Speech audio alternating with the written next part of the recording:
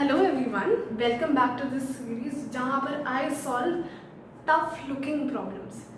Mark my words, these are only looking tough for now because इनके अंदर ऐसे एक पैराग्राफ दे देते हैं जिसके अंदर वो आपकी इंग्लिश टेस्ट कर रहे होते हैं एंड बहुत सारी वैल्यूज़ दे देते हैं जिससे आपको एक पैराग्राफ से एक्सट्रैक्ट करना होता है. This is one of those.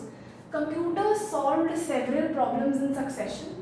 The time it took to solve each successive problem was the same number of times smaller than the time it took to solve the preceding problems. How many problems were suggested to computer if it spent 63.5 minutes to solve all problems except for the first one, 127 minutes to solve all except the last one, and 31.5 minutes to solve all except the first two problems? तो अब इसको देख के लग रहा है कि भाई क्या ही बोल दिया है ना. It's not even possible to जज एग्जैक्टली कि कौन से चैप्टर में से पूछ रखा है इन्होंने. This is what I felt when I started doing this question. But एक बार when I interpreted it right and wrote the right equations, this was the easiest question ever. So I teach you how. सबसे पहले computer ने बहुत सारी problems solve करी. Let us say कि 4 problems solve करी. एक प्रॉब्लम, दूसरी, तीसरी, चौथी. The time it took to solve each successive problem, मतलब एक के बाद एक सारी successive problems को solve करने में जो उसको time लगा was the same number of times smaller than the time it took to solve the preceding problems. Now I'll say this is the most important and the most confusing line, and this tells us everything about the question. Same number of times smaller then the time it took to solve the preceding problem. मतलब पिछली problem को अगर solve करने में x लगा और इसको y लगा और इसको z लगा और इसको लेट्स से 1 लगा तो इसको आधा लगा होगा और इसको 1/4 लगा होगा. ये हमें कैसे पता लगा? क्योंकि same number of times smaller. एक ऑब्जर्वेशन और है, जब भी यहाँ सेम नंबर ऑफ टाइम्स लिखा होता है ना, it's related to multiplication.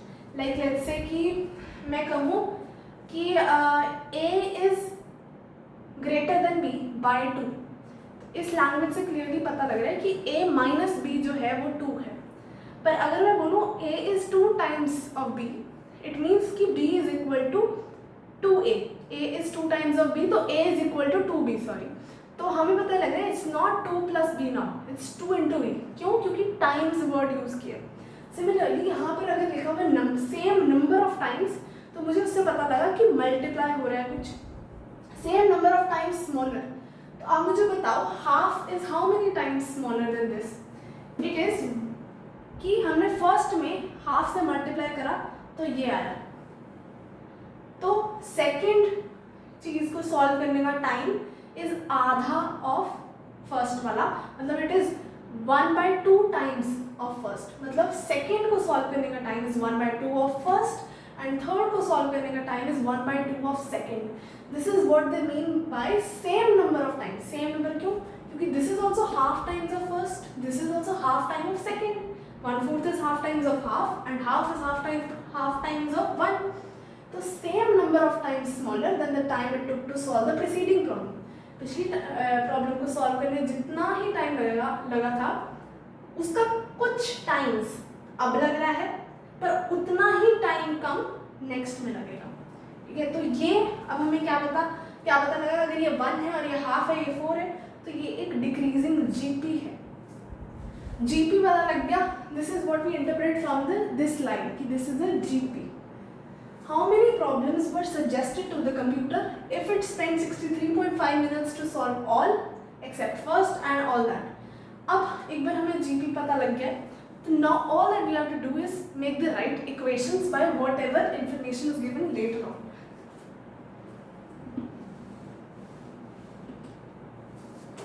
I'll assume some terms of a GP. I'll say a by r, a by r square, a by r cube till a by r की power n. ये क्यों करा? Because I got to know it's a decreasing GP. मतलब 1/समथिंग से multiply हो रहा है, तो मैंने इसको ऐसे ही अज्यूम करेगा. अगर आप इसको ए आर भी अज्यूम करोगे तो भी सेम ही आएगा. ठीक है, सेम ही आएगा. You can just try, but same बात है. How many problems were suggested with the computer if it spend 63.5 minutes to solve all problems except for first. मतलब first this what? This is a GP of time to solve each problem. First को solve करने में इतना, second third ऐसे. तो उसने कहा है कि फर्स्ट वाले को छोड़ के बाकी सब का सम है 63.5. तो सम ऑफ जीपी लिख देते हैं. ए आर की power n, r is 1 by r की पावर n. एक्चुअली अब देखो 1 by r means it's less than 1. तो we use the different one formula, मतलब सेम ही बात होती है उसमें भी. आई होप यू नो कि जीपी के सम का फॉर्मूला हो सकता है ए आर की पावर n माइनस 1 या फिर ए 1 माइनस आर की पावर n भी हो सकता है ना. 1 माइनस आर की पावर n हम यूज करेंगे यहाँ क्योंकि r इज लेसर देन 1. ठीक है, तो 1 माइनस आर की पावर n. अब n बताओ कितना है. फर्स्ट टोटल टर्म्स है n, फर्स्ट को छोड़ दे तो n माइनस 1 टर्म्स है. This is equal to 63.5. अब नेक्स्ट है कि 127 minutes to solve all except last. इसको छोड़ के बाकी सब. तो a 1 माइनस r की पावर कितनी टर्म्स है, अभी भी n माइनस 1 टर्म्स है क्योंकि एक छोड़िए हमने. 1 minus r, this is equal to 127. Third है, यहाँ पे लिखना है. Third is 31.5 to solve all except first two. मतलब हमने ये दोनों छोड़ दी. तो first term is 1 over r square, 1 minus r की पावर क्या होगी. अब n टर्म्स हैं, दो छोड़ दी तो n minus 2, 1 minus r. This is equal to 31.5. I am not sure कि अगर आपको नीचे का बोर्ड दिख रहा है. I just check in the camera.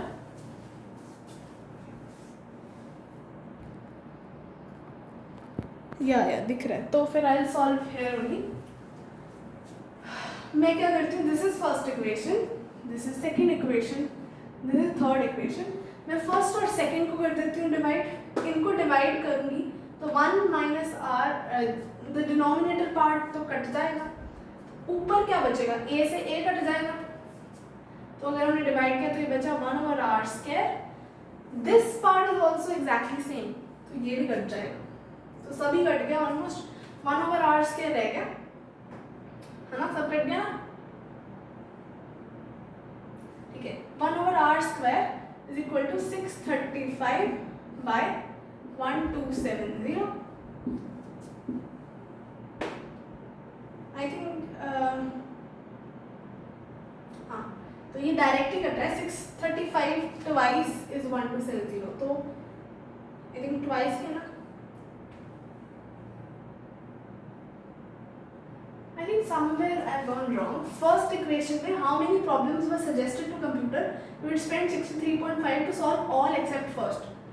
Except first है तो first term is 1 a over r, जहाँ पे मैंने a over r square लिख दिया है guess. तो a over r आएगा यहाँ पे. This is a over r. ये twice square तो this is half. तो 1 over r ही था हमारा रेशो. तो one thing I have got is 1 over r is equal to half. तो एक इंफॉर्मेशन हमें ये दोनों सॉल्व करके मिल गई. अब हम सेकेंड और थर्ड को डिवाइड कर देते हैं. तो डिनोमिनेटर पार्ट फिर कट गया, न्यूमरेटर पूरी तरह नहीं कटा. तो it is a 1 minus 1 over r की power n minus 1 divided by a over r square 1 minus 1 over r की power n minus 2. That is equal to 127 by 315. Yeah, this is the equation. I'll just drop this part.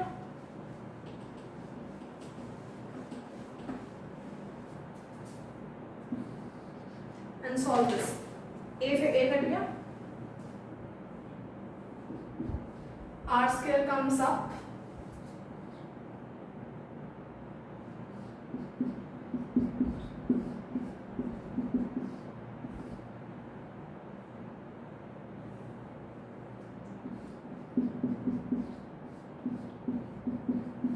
This is equal to 1270 by 315, which I'll cut out.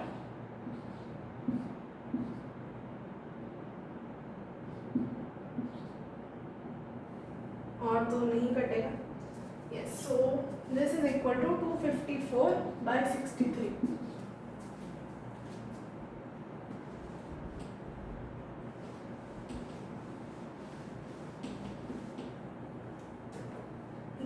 The final thing that we have 1 over r हमारे पास half है, तो r is equal to 2, तो r square is equal to 4, तो this is equal to 4.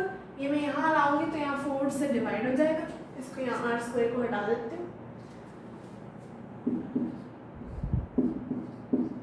So it's 127 by 126 this. अब इसको अगर मैं cross multiply करना ठीक रहेगा, क्रॉस मल्टीप्लाई करते हैं तो आएगा 126 minus 126 1 over r and minus 1 is equal to 127 minus 127 1 by r and minus 2.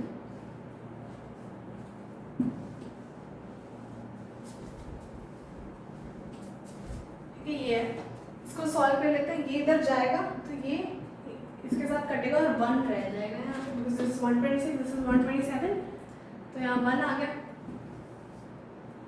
ये जो है ये राइट साइड आएगा, यहाँ राइट साइड आएगा तो ऐड हो जाएगा 127 1 over r over 1 over r square. I hope you got. मैंने यहाँ पर क्या करा, मैं 127 को इधर लेके आई हूँ. यहाँ था n-2 विच मीन्स कि 1 over r के बारे में divided by 1 over r square, तभी n 2 पर आके n-2 बना होगा. तो this subtracting this 126, same thing I'm doing here also, n divided by 1 by r, that is equal to 1 now. I'm constantly rubbing these things off so that I get space. अब 1 over r हमारे पास half है, तो square करेंगे तो ये आएगा 1 by 4. 1 over r is half. I'll take LCM here. LCM is 1 by 4. So this is 127 1 over r per n minus 1 by 4 is LCM. तो नीचे मैंने हाफ से मल्टीप्लाई करा, ऊपर भी हाफ से मल्टीप्लाई करूँगी. तो यहाँ पर अगर मैं हाफ से मल्टीप्लाई करूँगी तो ये बेसिकली 126 डिवाइडेड बाय 2 हो गया. इसको मैं डिवाइड करके सीधा लिखती हूँ. 2 6 are 12, 2 3 are 6, 1 over r की power n, that is equal to 1.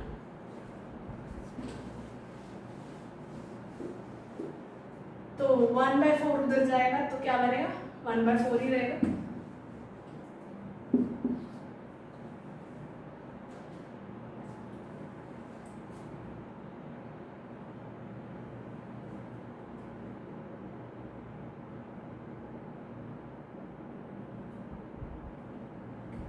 One over r की पावर n में कॉमन ले लेती हूँ, तो it becomes 127 minus 63 which is equal to 64.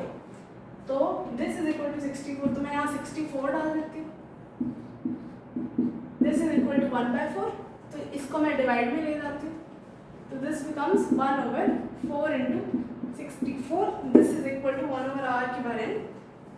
4 is 2, r is 2, तो मैं यहाँ 2 डाल देती हूँ. तो 2 into 2, 64 is what? 2 3s are 3 4 5. This is 2 की पावर 5. तो this becomes 2 की power, am I sure this is 2 की पावर 5? No, this is 2 की power 6. Yes, it becomes 1 over 2 की power 8 is equal to 1 over 2 की power n. So n is equal to 8. This is our final answer. So this was actually very easy.